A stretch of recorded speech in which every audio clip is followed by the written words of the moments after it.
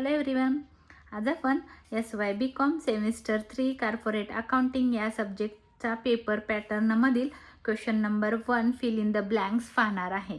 सर्वात प्रथम पहिला क्वेश्चन आपण रीड करून घेऊया.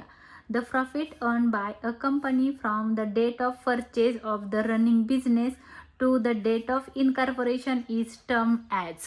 तर त्याने असं सांगितलेलं आहे की जेव्हा एखादा रनिंग बिझनेस आपण ॲक्वायर करतो किंवा परचेज करतो, खरेदी करतो आणि मग त्या पुढं दिलेलं टू द डेट ऑफ इनकॉर्पोरेशनच्या डेटपर्यंतच्या टर्मला काय म्हणतात, तर प्री म्हणतो आपण. तर प्रीचा क्वेश्चन आहे हा. प्री म्हणजे कसं असतं की जिथं आपण कंपनी स्थापन करतो, परचेज करतो इथं आणि मग कंपनी स्थापन करतो. त्याने असं सांगितलेलं आहे की जेव्हा कंपनीला जो प्रॉफिट मिळालेला असतो तो इथं लिहिले the profit earn by the company.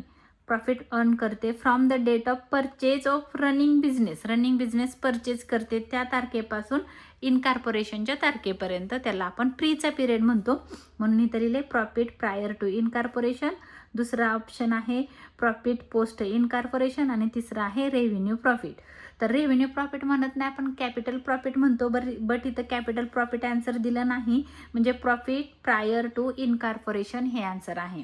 पहिल्याचा answer आहे प्रॉफिट प्रायर टू इनकॉर्पोरेशन. दुसरा क्वेश्चन सांगितलेला आहे internal reconstruction is typically used when a company has. म्हणजे इथं असं सांगितलेलं आहे की जी इंटरनल रिकन्स्ट्रक्शन आहे, म्हणजे जे इंटरनल रिकन्स्ट्रक्शन आपण कधी करतो की जेव्हा कंपनीची सिच्युएशन बॅड असते, म्हणजे तिला प्रॉफिट होत नाही, ती सारखी लॉसेसमध्ये चाललेली असते, दरवर्षी कंटिन्यू तिला लॉसच होत असतो. मग ती काय करते, बंद करण्याऐवजी एक ऑप्शन निवडते की आपण काय करूया, इंटरनल रिकन्स्ट्रक्शन करूया. आणि मग तेव्हा ती काय करत असते, तर एक्सिस वर्किंग कॅपिटल तर नाही, एक्सिस म्हणजे जास्त कॅपिटल आणते का, नाही. मग ती काय करते, fictitious asset and ॲक्युमुलेटेड profit.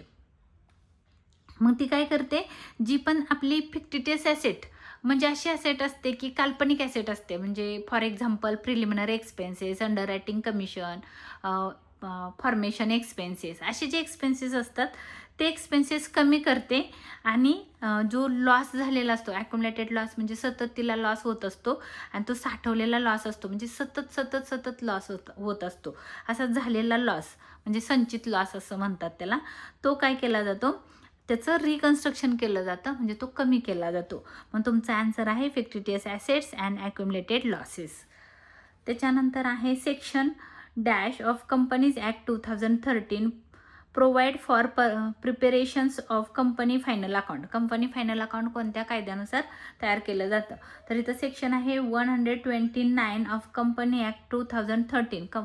Company कायदा 2013 सेक्शन म्हणजे कलम आहे ते 129 कलमनुसार तुम्ही काय करता, प्रिपेअर करता, कंपनी फायनल अकाउंट तयार करता. तर हे कलम तुम्हाला लक्षातच ठेवायला लागेल, कारण हे कायद्यात केलेलं अमेंडमेंट आहे. The dash is official who help the court in the completions of the winding up proceeding. Winding up म्हणजे तुम्हाला काय करायचं आहे, कंपनी बंद करायची आहे, कंपनी बंद करून तुम्हाला ॲसेट विकायचे आहे, लायबिलिटी पेड करायची आहे, आणि ते सगळं करण्यासाठी कोण कोर्टला हेल्प करतं, ऑफिशियली एका पर्सनची कोर्ट अपॉइंटमेंट करतं, त्याला म्हणतो आपण लिक्विडेटर. तर लिक्विडेटरचं काम काय असतं की सगळ्या ॲसेट्स विकायच्या, कंपनीचं संपूर्ण लिक्विडेशन करण्याची जबाबदारी लिक्विडेटर्सची असते. म्हणून त्याला ऑफिशियल म्हणजे तो कायदेशीरदृष्ट्या त्याला मान्यता असते आणि तो हेल्प करतो कोर्टला, असं त्यांनी सांगितलेलं आहे. तर लिक्विडेटर अकाउंटंट नाही, डायरेक्टर नाही, तर कोण हेल्प करतं, liquidator. Dash is a legal procedures by which the corporate life of a company is brought to and end. म्हणजे इथं सांगितलेलं आहे dash is a legal procedure म्हणजे कायदेशीर जी प्रोसेस आहे ती कंपनीचं लाईफ आहे, is brought to and end म्हणजे लाईफ तिचं बंद होतं, थांबतं म्हणजे कंपनी बंद होते. लाईफ स्टॉप होतं, एंड होतं म्हणजे काय होतं, तर कंपनी बंद होते. तर मग त्या प्रोसिजरला काय म्हटलं जातं, जी कायदेशीरदृष्ट्या जी प्रोसेस केली जाते त्याला लिक्विडेशन असं म्हणतात, की जिथं कंपनीचं लाईफ एंड होतं त्याला आपण लिक्विडेशन असं म्हणतो. पुढे सांगितलेलं आहे staff welfare expenses are recorded under dash. Staff welfare expenses हा आहे तुमचा फायनल अकाउंट ऑफ कंपनीच्या फायनल अकाउंटचा हा क्वेश्चन आहे. तर इथं असं त्यांनी विचारलेलं आहे स्टाफ वेलफेअर एक्सपेन्सेस कोणत्या शेड्यूलमध्ये किंवा कोणत्या नोटच्या अंडर येतं. तर त्याचं रेकॉर्डिंग आपण एम्प्लॉईज बेनिफिट एक्सपेन्सेसच्या अंडर करतो, कारण जेवढं पण स्टाफ असतात म्हणजे त्याला आपण एम्प्लॉई म्हणतो. आणि एम्प्लॉईला जे पण मिळतं ते कोणत्या नोटमध्ये येतं, तर एम्प्लॉईज बेनिफिटमध्ये येतं, म्हणजे जे जे एम्प्लॉईजला मिळतं. मग स्टाफ वेलफेअर एक्सपेन्सेस असेल, अलाउन्सेस असेल, प्रॉव्हिडंट फंड असेल, जे पण काही एम्प्लॉईजला आपण देणार आहे किंवा जे एम्प्लॉईजचा बेनिफिट आहे त्याला त्या नोटचं नाव आहे एम्प्लॉईज बेनिफिट एक्सपेन्सेस. तर ह्या आपण पाहिल्या फिलअप्स. तर हा माझा व्हिडिओ आवडला असेल तर लाईक करा, शेअर करा, सबस्क्राईब करा. धन्यवाद.